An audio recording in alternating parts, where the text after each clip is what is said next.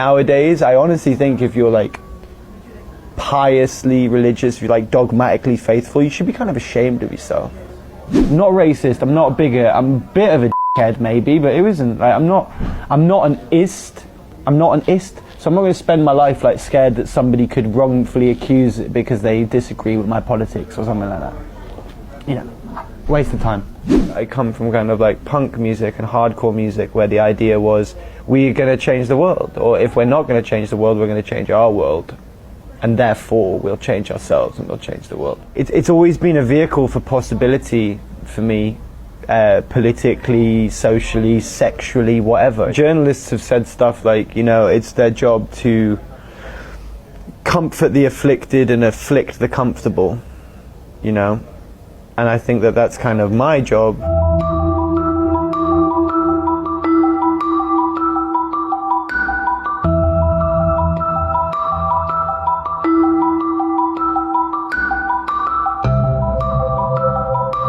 I just kissed a guy in Dubai. Who gives a what I did in Dubai? Why do so many people give a Because, I mean, I was saying that not really to you. I'm saying, like, that's the point. Like, it's ridiculous that any government, regardless of how dogmatically faithful they are, thinks that they can get involved with like what people do with their genitals or their mouths or stuff like that. It's like they just need to off. Nowadays, I honestly think if you're like piously religious, if you're like dogmatically faithful, you should be kind of ashamed of yourself.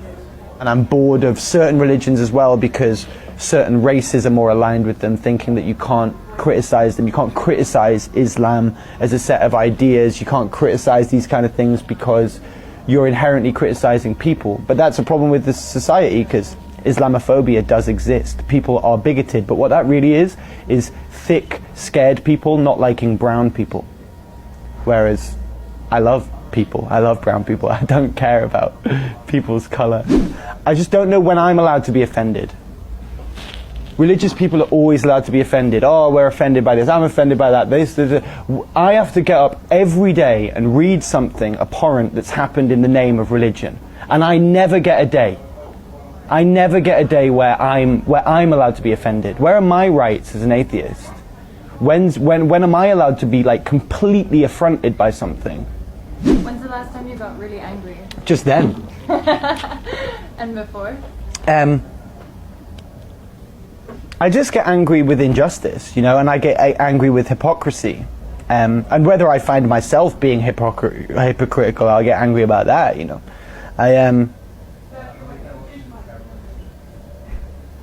mean, I live in the UK in 2019.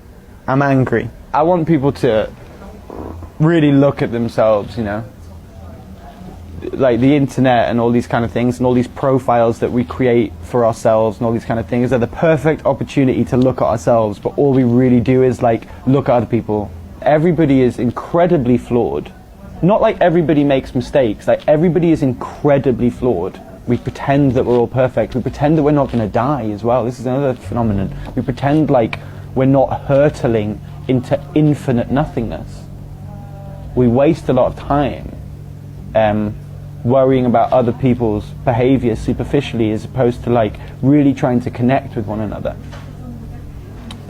So my life is spent every night striving to connect with like thousands and thousands of people because I truly feel like I'm running out of time.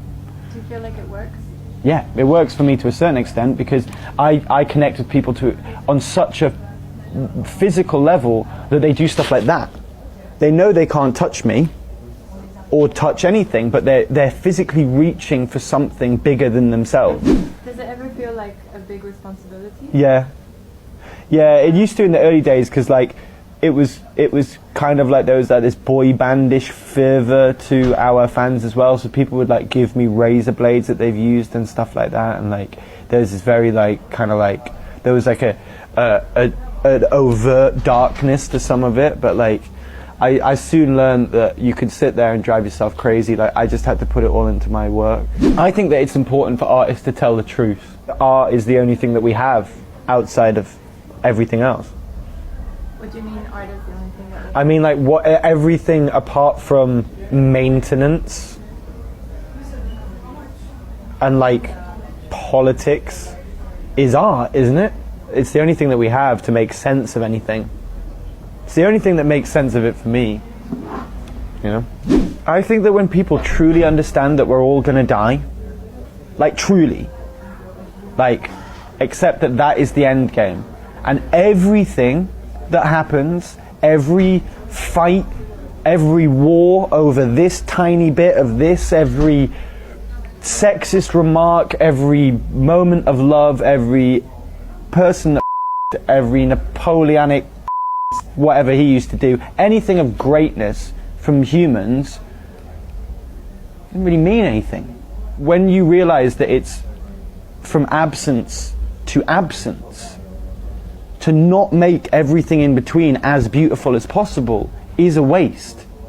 And it's not about the nurturing of a certain type of politics or a certain type of skin color or these kind of things. It's about true empathy and making sure that the human experience is as unlimited to as many people as possible. You don't need to care about what everyone thinks about you. You don't need to do it. And it feels better when you don't.